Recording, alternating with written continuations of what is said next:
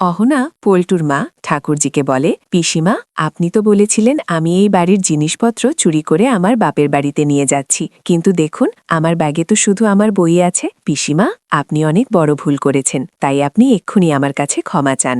অহনার এ কথা শুনে টুকুনের মা অহনাকে বলে, তোমার এত বড় সাহস, তুমি এই বাড়ির মেজ বৌমাকে তোমার কাছে ক্ষমা চাইতে বলছো? সেই সাথে টুকুনের মা অর্জুনকে বলে, দেখতেছিস ছোট, তোর বউ ঠাকুরজিকে তার কাছে মাফ চাইতে বলছে। তখনই অর্জুনের মা দুর্গাদেবী বলে, ঠাকুরজি, আপনি তো অনেক বড় ভুল করেছেন, আপনাকে তো মাফ চাইতেই হবে। অর্জুনের মা দুর্গাদেবীর এই কথা শুনে ওখানে থেকে সকলে একদম অবাক হয়ে যায় এবং পল্টুর মা ঠাকুরজি বলে, কি বলতেছেন ভাবি, আমি মাফ চাব, তাও আবার এই মেয়ের কাছে? তখনই অর্জুনের মা দুর্গাদেবী বলে, হ্যাঁ, আপনাকে মাফ চাইতে হবে, তাও আবার এই মেয়ের কাছে, কেননা আপনি একজন মেয়েকে মিথ্যা চুরির অপবাদ দিয়েছেন। তাছাড়া ছোট বৌমা তো বলে দিয়েছে, ওকে যদি আপনি চুরি প্রমাণ করতে না পারেন তাহলে ওর কাছে আপনাকে মাফ চাইতে হবে। তাই এক্ষুনি ছোট বৌমার কাছ থেকে আপনি মাফ চেয়ে নিন, তাহলে কি হবে? পল্টুর মা ঠাকুরজি কি অহনার কাছে মাফ চাইবে? কি হতে চলেছে? তো হ্যালো ভিউয়ার্স, কেমন আছেন সবাই? আশা করি সকলেই ভালো আছেন। তো ভিউয়ার্স, নিয়ে এলাম বড়লোক ঘরের ছোট বউ ধারাবাহিক নাটকের ৬৯তম এপিসোডের সুন্দর একটি এক্সপ্লেনেশন। তাই ভিডিওটির মূল টপিকে ফিরে যাওয়ার আগে আপনারা যারা এখনও আমার ইউটিউব চ্যানেলটা সাবস্ক্রাইব করেন নাই, অবশ্যই আমাকে নিজের ভাই মনে করে চ্যানেলটা সাবস্ক্রাইব করে দিবেন। তো ভিউয়ার্স, বড়লোক ঘরের ছোট বউ ধারাবাহিক নাটকের ৬৯তম এপিসোডে আপনারা দেখতে পারবেন অর্জুনের মা দুর্গাদেবী পল্টুর মা ঠাকুরজিকে বলে, আপনি আমার বাড়িতে থেকে আমার বৌমার উপর মিথ্যা চুরির অপবাদ দিচ্ছেন, আপনি এক্ষুনি ছোট বৌমার কাছ থেকে মাফ চান। দুর্গাদেবীর এ কথা শুনে পল্টুর মা ঠাকুরজি সহ ওখানে থেকে সকলে একদম আশ্চর্য হয়ে যায় এবং সেই সাথে রায়বাড়ির বড় বৌমা রায়বাড়ির মেজ বৌমাকে বলে, এখন কি হবে? পিসিমা কি অহনার কাছে মাফ চাইবে? তখনই রায়বাড়ির মেজ বৌমা রায়বাড়ির বড় বৌমাকে বলে, আমি তো কিছুই বুঝতে পারছি না, তবে এই বিষয়টা একবার ভাবো, যখন তোমার বল্টু দাদা বাড়িতে এসে বিষয়টা জানতে পারবে তখন তো আরও অনেক বড় ঝামেলা হবে। তখনই রায়বাড়ির মেজ বৌমা পল্টুর স্ত্রীকে বলে, তেমন কিছু হবে না, যা হচ্ছে একদম ঠিক হচ্ছে, পিসিমাকে অহনার কাছে মাফ চাইতেই হবে। পিসিমা ওনাকে মিথ্যা চুরির অপবাদ দিচ্ছিল, আজ অহনাকে মিথ্যা চুরির অপবাদ দিচ্ছে, কাল তো আমাদেরকেও দিতে পারে। তাছাড়া পিসিমার মুখে তো কিছু আটকে না,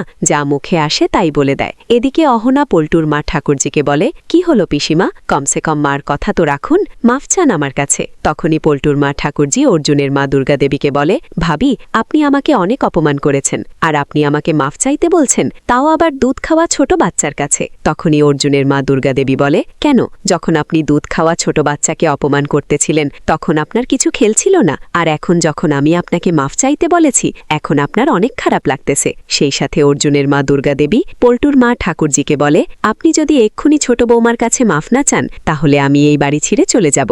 দুর্গাদেবীর এই কথা শুনে ওখানে সকলে একদম আশ্চর্য হয়ে যায়। এরপর পল্টুর মা ঠাকুরজি বলে, এর মানে? তখনই অর্জুনের মা দুর্গাদেবী বলে, আমি যদি এই বাড়িতে থেকে আমার বৌমাদের ইজ্জত রাখতে না পারি তাহলে এই বাড়িতে থাকার আমার কোনো অধিকার নেই, চলে যাব আমি এই বাড়ি থেকে। আর আপনি যদি ছোট বৌমার কাছে মাফ না চান তাহলে আমি এটাই বুঝতে পারবো এই বাড়ির কেউই আমার আওতায় নেই, আর এই বাড়িতে আমার কোনো কথার মূল্য নেই, আর যে বাড়িতে আমার কোনো কথার মূল্য নাই সে বাড়িতে আমি থাকব না। সেই সাথে অর্জুনের মা দুর্গাদেবী পল্টুর মা ঠাকুরজিকে বলে, ঠাকুরজি, আপনি যদি এক্ষুনি ছোট বৌমার কাছে মাফ না চান তাহলে আমি এই বাড়ি ছেড়ে চলে যাব, আর আমি কোথায় যাব কাউকেই জানাবো না। ঠিক সেই মুহূর্তে অহনা অর্জুনের মা দুর্গাদেবীকে বলে, মা, পিসিমা আমার কাছে মাফ চাইবে না, উনি শুধু মানুষকে অপমান করতে পারে, ছোট করতে পারে, কিন্তু মাফ চাইতে গেলে ওনার কলিজা ফেটে যাবে। সেই সাথে অহনা পল্টুর মা ঠাকুরজিকে বলে, পিসিমা, বাদ দিন, আপনাকে আমার কাছে মাফ চাইতে হবে না, আপনি সবার সামনে মিথ্যাবাদী প্রমাণ হয়েছেন, এটাই আমার কাছে অনেক। সেই সাথে অহনা অর্জুনের মা দুর্গাদেবীকে বলে,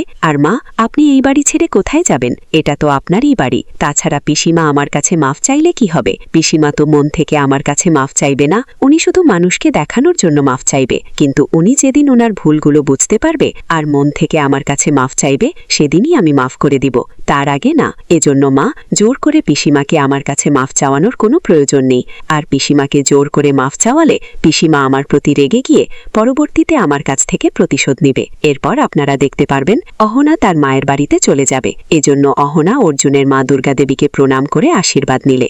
ঠিক তখনই অর্জুনের মা দুর্গাদেবী অহনাকে বলে, তুমি যে কাজের জন্য যাচ্ছ সে কাজ শেষ করে আসবে। দুর্গাদেবীর এই কথা শুনে অহনা একদম আশ্চর্য হয়ে যায়। ঠিক তখনই অর্জুনের মা দুর্গাদেবী অহনাকে বলে, মানে আমি বলতে চাচ্ছিলাম যতক্ষণ পর্যন্ত তোমার দাদি সুস্থ না হবে ততক্ষণ পর্যন্ত তুমি ওখানেই থাকবে, সুস্থ হওয়ার পরে আসবে। তখনই অহনা অর্জুনের মা দুর্গাদেবীকে বলে, মা আপনি আমাকে আশীর্বাদ করুন, আমি যে কাজের জন্য যাচ্ছি সেই কাজের জন্য আমি সফল হয়ে আসতে পারি। এবং এরপর আপনারা দেখতে পারবেন অহনা তার মায়ের বাড়িতে চলে গেলে ওনার মা তো অহনাকে দেখে অনেক খুশি হয়ে যায়। কিন্তু একটা পর্যায়ে গিয়ে ওনার মা জানতে পারে অহনা পরীক্ষা দেওয়ার জন্য তার মায়ের বাড়িতে চলে এসেছে। তা জানতে পেরে ওনার মা তো একদম আশ্চর্য হয়ে যায় এবং সে অহনাকে বলে, মা তুমি যে এখানে পরীক্ষা দেওয়ার জন্য এসেছো তা কি তোমার শাশুড়ি মা জানেন? তখনই অহনা বলে, মা এই বিষয়ে তো মাকে কিছু জানানো হয়নি।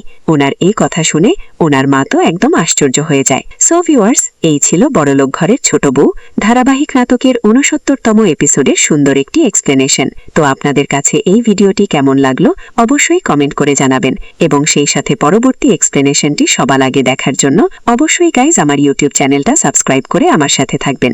সকলে ভালো থাকবেন, সুস্থ থাকবেন।